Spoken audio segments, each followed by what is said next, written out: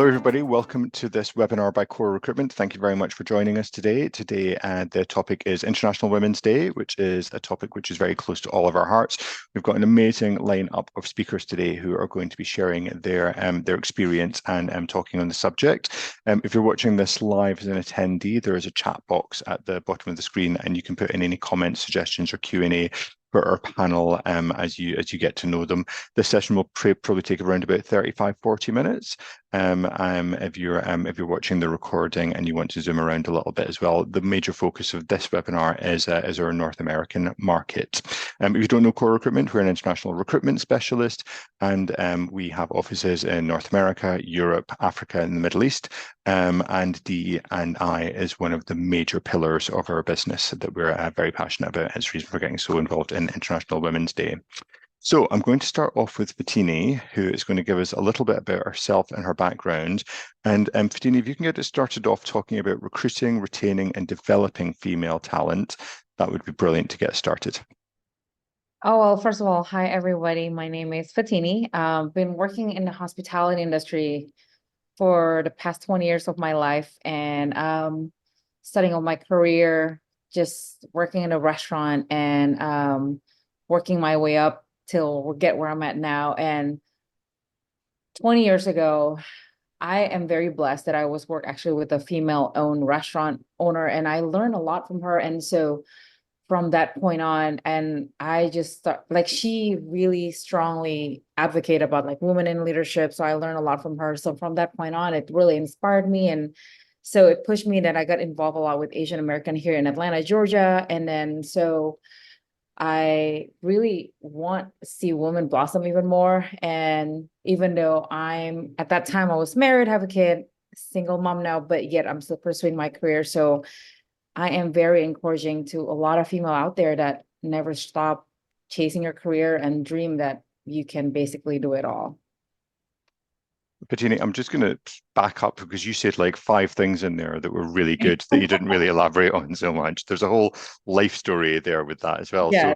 So this female owner of the restaurant, can you tell us a little bit more about her and how she inspired you and what she was like to work for day to day? Yes, absolutely. So the restaurant that I work with, that I started my career in the very, very beginning 20 years ago, it was owned by a female that came from Japan, came here to Atlanta. Her mission was, which is the owner's mom the owner's grandmother at that point and at that time. And so the goal is to bring the Japanese culture here in Atlanta, Georgia, which is 55 years ago, we're not common at all. So the restaurant now is already 55 years. And so during that time, as a female Japanese, barely speak English. She learned her own English. She learned trying to bring the Japanese culture. And then basically fast forward, now that her granddaughter continuing this restaurant, I got very blessed to be able to work under her. It's a very it's female owned, female running. And so they get to take picture with Jimmy Carter back then. And so now the restaurant's still running, still owned, 3rd generation by also a female, which I think is very impressive. Excellent. And in terms of like, being a female, as you mentioned, kind of like, single mother working like in the hospitality kind of like, environment, I mean, that sounds fairly challenging. Has your current employer been very accommodating about all of that? How do you manage to juggle everything? Absolutely. And I'm very blessed to be able to work in Indigo Road Hospitality Group that's very fully supportive, very understanding. And actually one of the main reason I moved to this company because the amount of like care that they give towards their employee. And then when I told them, well, I'm a single mom, there are certain things that my daughter is my priority. And so they completely understand. If there's like a cheerleader competition I have to go, my area manager would just go ahead and jump in, or anybody who can jump in, like, okay, we'll come in to help, go see your daughter's game. And like, we totally understand, definitely fully supportive. But when Fade was younger, my daughter, it was definitely quite difficult because so I totally understand being a female that's working full-time is not always easy. Excellent. Bettina, thank you very much for being with us today. It's much appreciated. I'm going to come on to Dylan next. Dylan, thank you very much for joining us. And if you can give us a little bit again about that, about your background and experience. And I guess also, one of the things that we try to do as much as possible, I was explaining a little bit off camera about how we try and encourage people from not the group that we're representing to come along, kind of like, to educate and advocacy and all of that kind of side of things. But if you can tell us specifically why, as a non-female, why female, but why kind of like, International Women's Day is so important to you to get us kicked off, that would be brilliant. Sure, great. Thank you very much. I appreciate the invite to this panel and look forward to talking to everybody. Dylan Chase, Vice President of Operations for LM Restaurants. I've been in the restaurant business my entire life. Happily, I kind of fell into it, as a lot of us do, and it's created a great lifestyle for myself. I've been married for 25 years to my beautiful wife, Maria. I have 3 children, my oldest being a 21-year-old, my daughter, Isabella, who just graduated from UNC Chapel Hill, and I have 2 sons as well. And one of the main reasons that I'm passionate about equality, I'll just call it equality, specific to women's leadership, is I have a wife and a daughter, so that is very near and dear to my heart. When I was coming up through the ranks, I noticed pretty quickly that women in the management circles weren't necessarily treated the same. Advancement came a little bit quicker for me. And I could have explained that away by saying, well, I'm just working harder than somebody else. But I was able to take a step back, and I had a group of mentors that taught me to see things, because I'm not a woman, so I can't understand that struggle that women leadership go through. I can only try to recognize it and identify it. And I saw that there was certain aspects of they were pressed a little bit harder in terms of promotion, or asked to jump through maybe certain hoops that some of the males weren't asked to jump through. And then fast forward to where later on in my career, when I was able to recognize leadership and promote and develop at a different level of different organizations, I also noticed that there was still some stigma around women leadership. And I think Fatini just touched upon something with being a single mom inside the restaurant industry, or inside any business, where if you don't work for a company that recognize and rewards people that want to take care of their family first, then you're not lending yourself towards empowerment of people. So it's just, I'm passionate about equality, and I'm passionate about people getting the opportunity based on their skills and not on their gender and the color of their skin. And I'm very, very happy to be here. Thank you very much for being here, Dylan. I mean, just coming back to that, so you mentioned that you noticed these when you were kind of like in the early stages of your career, that you said was kind of like 20, 25 years ago. Do you think things have moved on? Do you think this is still something? Have you noticed any change?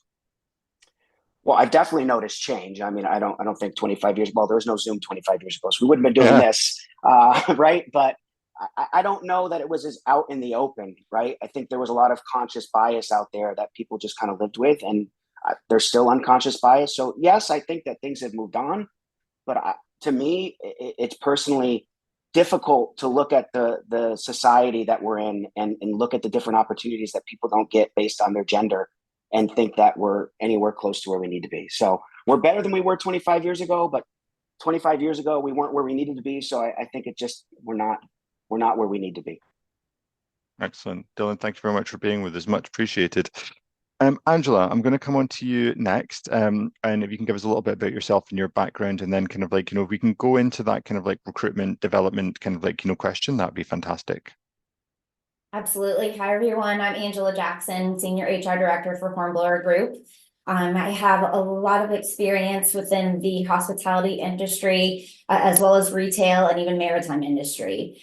And in addition to that, I'm also a single mom, working mom as well. So I understand your struggles with that too. Also in having my experience within the maritime, retail, and the hospitality industries, I've had an opportunity to travel and meet a lot of different people, and with a lot of different diverse backgrounds and experiences. And I think that kind of brings me to the next question, is just my passion and understanding those diverse backgrounds and making sure that we're inclusive in those, and being, a working mom and a female in these industries that can be very demanding is tough, but it can be doable. And when you build a strong foundation and aren't afraid to have a seat, or make a place for you to have a seat at the table, it can pay dividends. And so that's the things that I'm passionate about with.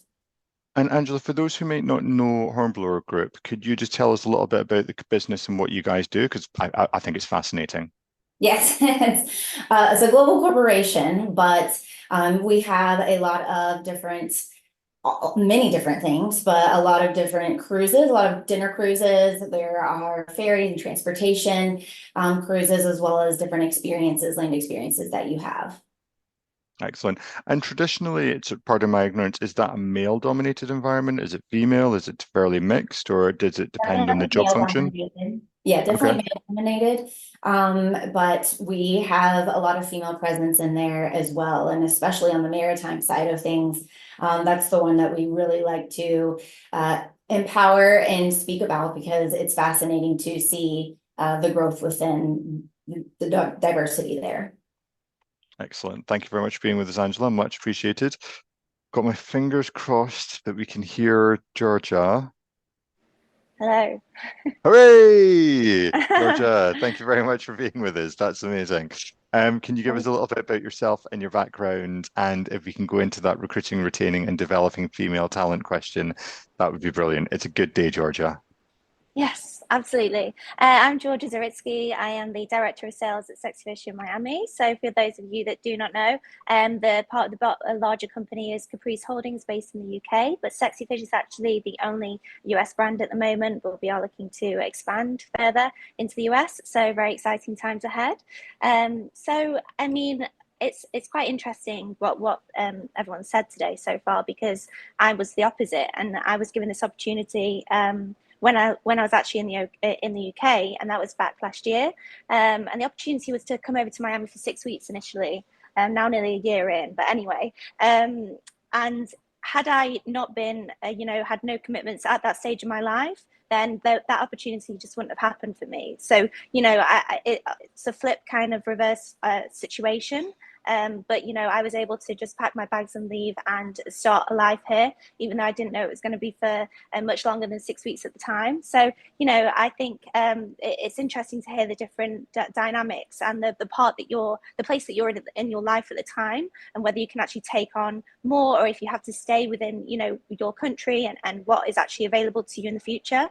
I do feel very lucky that I was able to just do that at that part of my life, and I do believe that's how I've got to where I am now. Moving on to your question, Krishna, which was regarding recruitment, with retaining and development female talent. I do believe the nurturing is a big part. Having being equipped through different avenues of education, understanding that your team and making sure that they've got visibility. I think having a personality test has been one of the biggest things for me and my team. You understand how to work with them, what their pros, what their cons are, their strengths and weaknesses, and then you really understand how to manage them as well. And I think that's very, very important, especially when you have a team of maybe females or males. You really got to understand that dynamic there. Obviously recognizing achievements, providing constructive feedback, rewarding where necessary. I've always, achieved more when I've been recognized, and I think passing that on and just ensuring that you're doing exactly, what works for that person, and that's where the personality test comes into play as well. And of course, providing feedback, constructive feedback where necessary. I'm going to ask you a slightly contentious question now, Georgia. But regarding kind of like the differences that you've seen to female leadership in the UK to moving to America, have you noticed any differences? Are there differences in attitude? Have you noticed anything?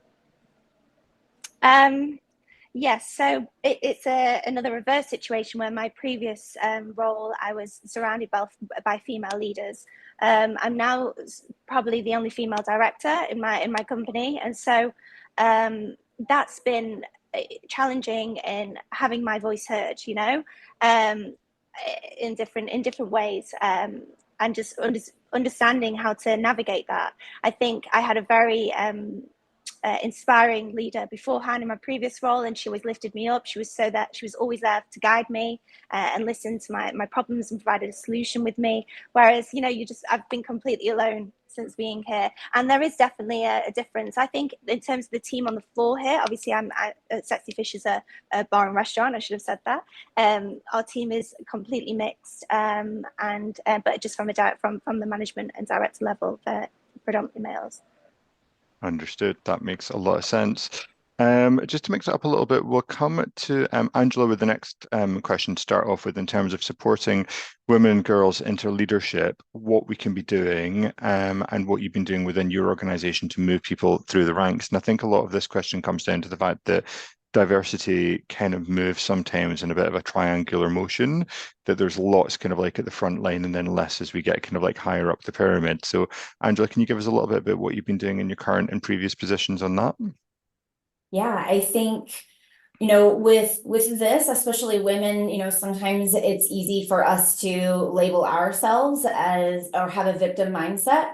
Sometimes we can think that we can't do it because we may not see a lot of women in those roles. So we automatically think that we are at a disadvantage. And I think being courageous and being willing to volunteer to do things that maybe others may not want to do or don't think you can do in order to showcase your talents and your skills, and not being afraid, roll up your sleeves, get your hands dirty, and learn about the job that you may not know about. Ask questions, really gain a true understanding for the environment that you're leading in or even working in. And then from there, you can really build some strong relationships amongst the people that you're surrounded with, or even in different departments. So that way you can identify different mentors and their strengths and weaknesses and leverage those different relationships in order to learn different things from those people. I think that was an approach I took. I don't necessarily focus on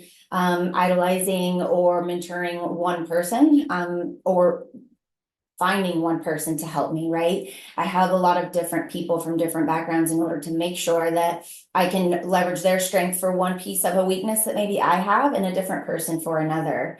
And I think that's important to maybe learn what not to do from some of those people.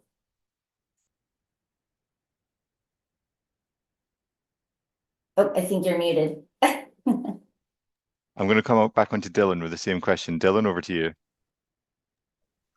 Perfect. I will say that I worked for an organization that really recognized that there was some needed adjustments in their brand, and they really attacked it, particularly about women's leadership. They sent a group of women leaders to the Women's Network Forum, which I think is still going on. There might have been a name change there, but that started a year-long journey for that group where they were assigned a woman leader, a mentor, throughout the year. And then they had monthly touch base and just talked about the differences.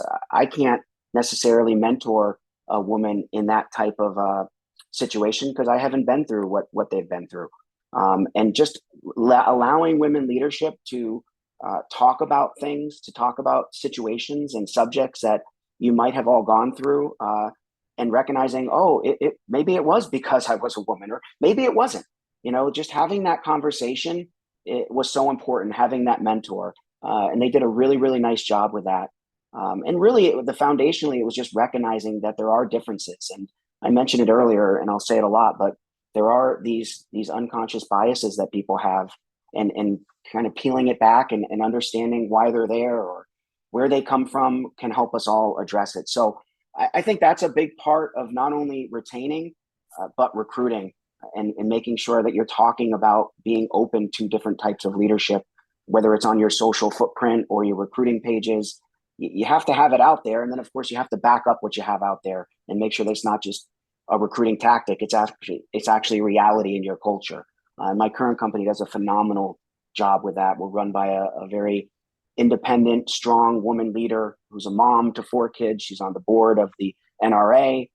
She's just such an inspiring figure. And it just resonates throughout the entire organization. So thank you for allowing me to share that. Just a quick question on that in terms of when people are saying external to an organization and looking into the business, What should they be looking for, Dylan? Like, what, because I mean, people have been going on to things like Glassdoor and kind of like things like that, but where should they be going to kind of like get this information? What would you recommend?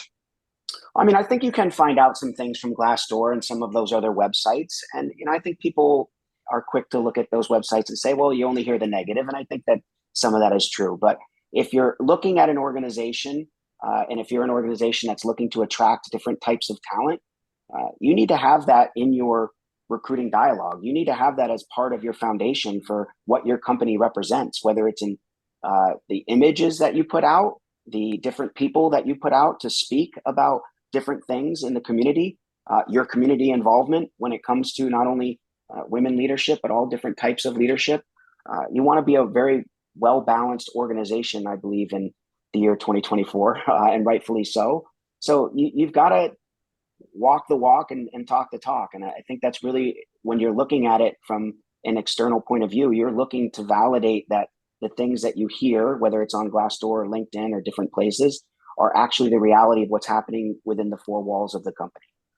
That's what I would say. I'm going to get Fatini to jump in here. Fatini, over to you. Yeah, I actually have to really agree with Angela when Angela was saying, get your hands dirty. And, sometimes most girls, like maybe they just get their nails done or something, like, they worry, especially working in a restaurant. I felt like not only because of your woman that you have to do more, but I think that a lot of times a lot of female would think like, well, I'm a female, I should not do it. But I felt like a lot of female put that box themselves to set that I'm only doing certain things. But if you're open-minded and you're wanting to learn and you want to do a lot more, I felt like that's gonna be very supportive to all female throughout. I want to share a story. Working in a restaurant, I remember this is, I would say maybe like just literally like maybe 12 months ago, like right after COVID. And then the guest wanted to talk to a manager. And I was like, well, I'm the manager. And then the guest was like, I want to talk to a different manager. I'm like, I'm the highest you can go at that point. So I'm just kidding.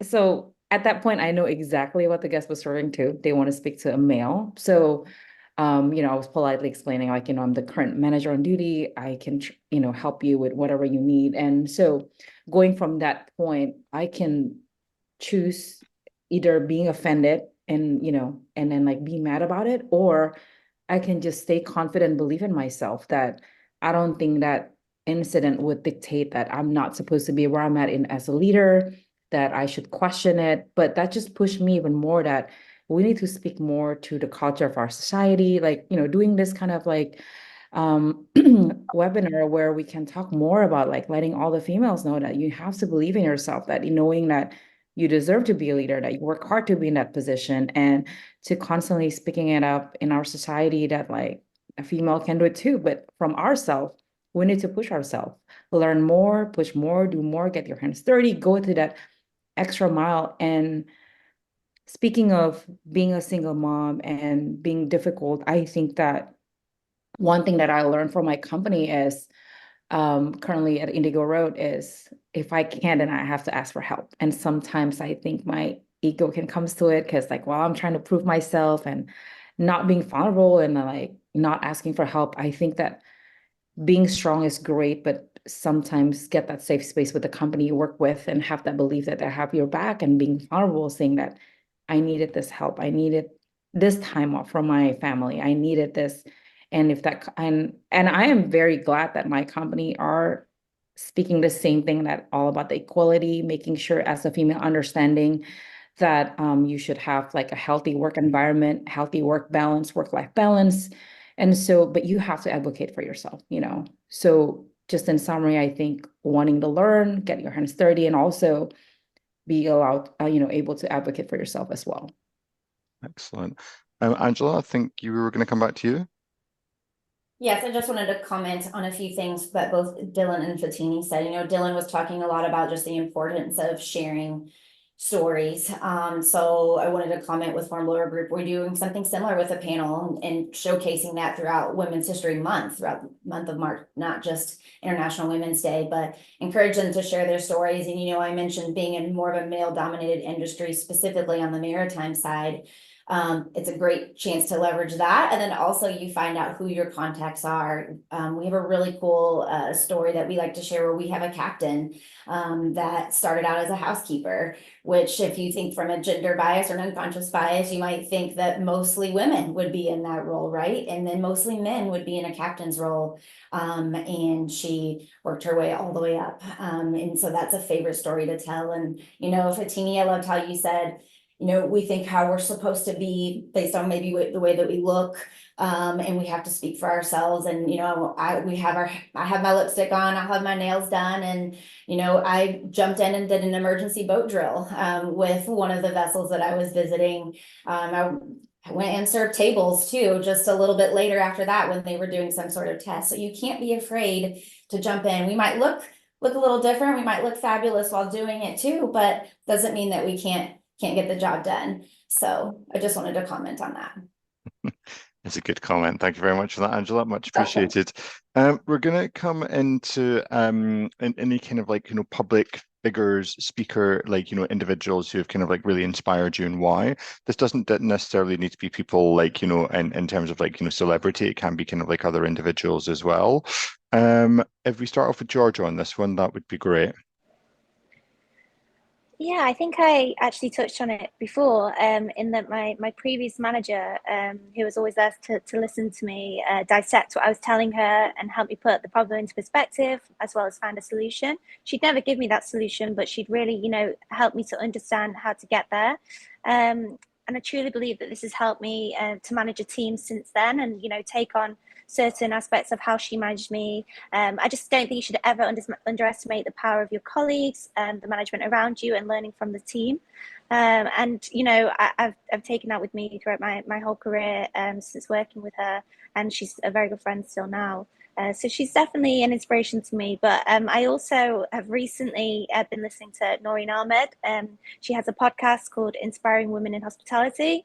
And I just think, there's so much content out there for us to listen to and be inspired by. And, if we are ever in a place where we really do need some support, we're not getting it where we need it, that, just quickly type in what you might want to look for and find solutions for. And, I was in a challenging situation recently and had to kind of start educating myself on how to deal with that person within the workplace. So, I do think listening to that podcast has really helped me, just on the way to work. And I hope that other people, find resources through podcasts and what's out there already as well, if they need it. Excellent. And obviously that podcast was specifically women in hospitality, which I think is relevant to this. Absolutely. Dylan, on to you. Sure. I had mentioned earlier just my president, and she's the owner. It's a second generation family owned business. Her name is Amber Mashakis. And I talked a little bit just about her being a mom of 4 children, and they're all relatively young, and running our company, which has almost 30 restaurants and 4 or 5 in development right now. And being able to balance that out with the things that she does inside the community. She is constantly running. I don't think she ever sleeps. Which is amazing because she's always so bright and cheerful and full of energy and inspiration and passion. And it's just, it's a great person to look at specifically to this topic, and look at somebody that's worked their way up and has given everything she possibly can to her company and her family because they're one and the same to her. It's really powerful. And I think there's so many different examples out there, and it speaks to something you had said earlier, which is, are we better off than we were 25 years ago? I was just reading, I believe it was yesterday in Nation's Restaurant News, the top 30 women leadership. I don't know if it was CEOs or just women leaders in the restaurant industry. And when I read those types of articles, I just think back to, it's not even 25 years ago. There's probably 5 years ago that those articles wouldn't have been out. And the fact that we're able to recognize people for the fact that they're phenomenal leaders and not necessarily based. I mean, yes, that was based on gender because it was women's leadership, but we've had to overcompensate for the things that have been done in our country for a very long time. So I just think it's inspiring to see society, and some of them be able to look at that and be able to live that and to be able to believe it and understand it. And I think the more we can talk about it, the better off we'll be. Absolutely, Dylan. Angela, did you have anything to add in on role models? Yeah, I just want to touch on, I think it's kind of gone with what I've said, but don't narrow your focus necessarily just on one. I believe there are so many things to learn from so many different people. So be sure to reach out and, broaden your horizons. Podcast too, Georgia. I love those as well. There's an infinite amount of resources through those that you can listen to and be inspired by. And I think, again, there are some things, sometimes you can learn things from people of how to do things, but also how not to do. So don't be afraid to think about that. And, sometimes people focus on if they have a good supervisor or a bad supervisor. Again, you can learn from both. And then the last piece I think I'll add is just that, especially as you grow in your career and take on higher positions, feedback becomes harder and harder to voluntarily get. You have to ask for it. And even then, people can get uncomfortable on how to provide that to you, and they're afraid to offend you. So sometimes you might have to solicit that and kind of probe and ask for and be okay with being vulnerable and ask for that feedback so you can grow. Really, really, really good. Good tip. Fatini, coming back onto you with that. I think we've got your first restaurant manager, but was there anyone else you thought that really inspired you? Yeah, absolutely. I think it sounds cliche, but it's just it's honestly it's my mom. Like she has two kids and she cooks great. I don't cook that great. She works. She speaks more than five different languages. So she just never stopped learning. So just seeing my mom and like just so resilient on everything. Like she's a woman with career and then but she's also a mom. So I remember growing up, I remember she works a lot, but I also always have her as my mom. So growing up now, being where I'm at, I'm also a mom. I really look up to her, knowing that if she can do it, then I can do it too. And like, I'm very happy, when Angela said she's also a single mom, I'm like, yeah, it's funny. Like, I don't know Angela, but even hearing that give me some like peace in my heart. Like, I'm not alone. Like, there are a lot of female single mom out there or just a mom, working mom, in general, there's a lot of us out there and just wanting to tell everybody like it's not easy, but you can do it. Love that. Angela, back onto you. I simply just wanted to say, Fatina, you're not alone. You're not alone as well on that. And I too would put my mom up there as someone that I look up to. So Love that. Okay, fantastic. We're going to work around the group now with the tip of kind of like, if you could go back to give yourself a piece of advice in your earlier career. Dylan, I'm especially interested to hear from you on this one after kind of like, kind of in what you did in some of those situations as well. I guess what you do, what piece of advice you would give, that would be fantastic. And just to mix things up, if we start this time with, I don't think we started with Angela yet, so let's start with you, Angela. sure. For me, I think don't let societal norms or cultural norms determine and establish your path.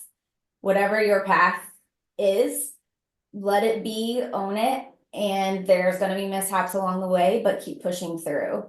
Do you? That's what I would say. Don't let anyone else decide that for you. Excellent. Fatini, we'll come on to you next. Starting his career in hospitality, I wasn't always the most confident. I question whether I can do it or not. I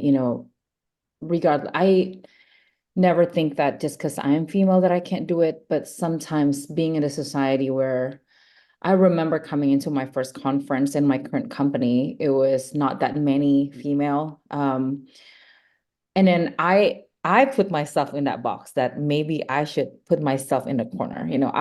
I'm the one who like stop myself to like network and do more just because I think like, oh, maybe I should not. So to my younger self, I would totally tell myself, don't do that. Be confident, believe in yourself, and be resilient for sure. That know that you work hard, know your worth, and again, advocate for yourself. And then don't put yourself in that box saying that I can't do this, or I think that it's so sad that society make us shape us think that way. And I'm so glad we have this webinar to tell everybody to like, not just this webinar and many, many other more, the podcasts and everything to just like push everybody, women in hospitality, that we have to believe in ourselves, that we can do it. I think that's brilliant. Thank you very much for being with us, Fatini, and Angela. Thank you very much. I'm going to come to Georgia next. Yeah, I thought it was interesting what Dylan said earlier, that we've probably all landed in hospitality, which is exactly true for me anyway. And at times, I did think, was it the right path for me? But, you've got to keep going, but also not to be like, don't be scared to try something new. And then, for me, I came straight back to hospitality anyway throughout that time. Just always, always push yourself out your comfort zone, because I just think that's where you learn. And again, on that point, if you feel like you're failing, you're learning. That's definitely one of the biggest lessons that I've had to take when, you feel like, what's going on? How does your career and your path look? It will figure itself out, but just educate yourself along the way and ensure that you're speaking to the right people and understand how important and powerful relationship building is along the way. Absolutely. Georgia, thank you very much for being with us. Much you. appreciated. Congratulations on the promotion as well. Dylan, coming back to you. Yeah, this is an easy one, and it's hard to talk about. But my younger self, I should have told to speak up more. I would tell myself that you recognized it, and there's a good job by you in not engaging in that. But why didn't you speak up more? Why you should have maybe worked a little harder to try to break down some of those biases a very long time ago. That's what I would have told my younger self. And then fast forward to when I was still younger than I am now, a few years later, when I was promoting female general managers, and there was another level above me that I had to go through to get that done. And I still saw it, and still saw that I had to fight harder for them for some reason, even though they were just as talented and as qualified as the males that I was putting up. And I still didn't take the opportunity to sit down with that person or those leaders and say, hey, we've got a problem here. We're not looking at people the right way just for what they bring to the organization. We're looking at them a different way. And that's advice that I'll give to my children. That's advice I give to my management and my executive leadership team now is, let's make sure we have the crucial and fierce conversations that we need to have to continue to move equality forward. That's all I can say. Excellent. Just want to say thank you all very much. Sorry, I was giving you guys the spotlight because I didn't want to take any space away from you. But just want to say thank you very much for a very interesting debate and discussion. I certainly took a lot away from that in terms of relationships, inspiration. I'm going to call my mum straight after this and check in just to say hi, which I think is going to take her by surprise because that was a nice thing. But thank you all very much for joining us. I know we're doing this a couple of days before actual International Women's Day, but if you are watching this kind of as an attendee or you're watching this in the recording, please just do something to get involved. We're running an interview series kind of like, on our website, which takes kind of a couple of minutes to fill in if you wanted to get your story out there. And if not, then just kind of like and share things on LinkedIn and just make sure that you get involved, even if it just is something to get involved in the month as well. That would be fantastic. But thank you all very much for taking part.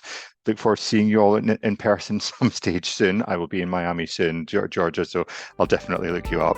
Take care, guys. Bye.